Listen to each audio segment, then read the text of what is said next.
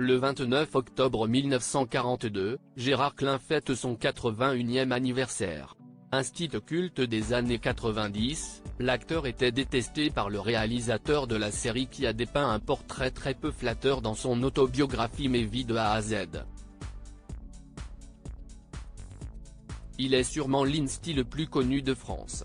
Gérard Klein incarnait dans la série culte des années 90 un instituteur chaleureux et bienveillant toujours prêt à défendre les enfants dont il faisait l'éducation en classe.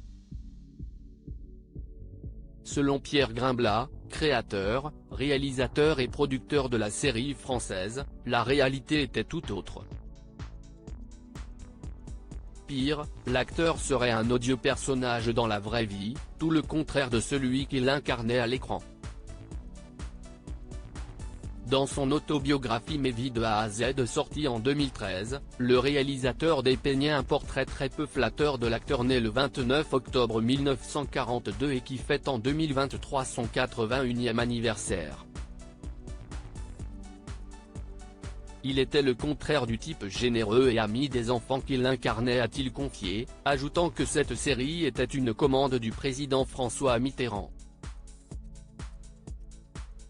Dans le livre, on apprend que la série L'Instit a vu le jour suite à un coup de téléphone de Roger Hanin, qu'il a appelé de la part de son beau-frère, le président de la République. Pour rappel, l'acteur culte qui jouait le commissaire Navarro a été marié en secondes noces avec Christine Gouze-Raynal, sœur de Danielle Mitterrand, l'épouse de l'ancien chef d'État. L'ancien président de la République voulait une série exaltant les valeurs républicaines en réponse à la montée du Front National en France. De base, L'Instit n'était d'ailleurs censé durer qu'1 ou 2 épisodes avant les élections présidentielles et pendant l'entre-deux tours. Mais face à l'engouement des Français fans de L'Instit Victor Novak, la série a finalement duré 12 ans. Interviewé par PurePeople.com, l'acteur avait dévoilé récemment son nouveau projet professionnel en 2023, Les routes de l'été.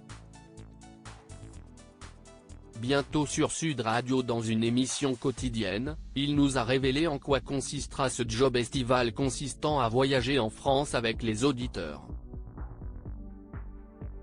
Je vais faire une semaine en Corrèze, une semaine du côté de Toulouse et une semaine dans les Pyrénées. Je pars avec une voiture, une DS21 de 1969 que j'ai peinte en jaune Caterpillar. Si est un jaune qui me porte bonheur. Et à partir de là, je vais voir des gens. Des gens dans les campagnes. Il y a des gens vraiment intéressants, avait-il raconté avec beaucoup d'engouement.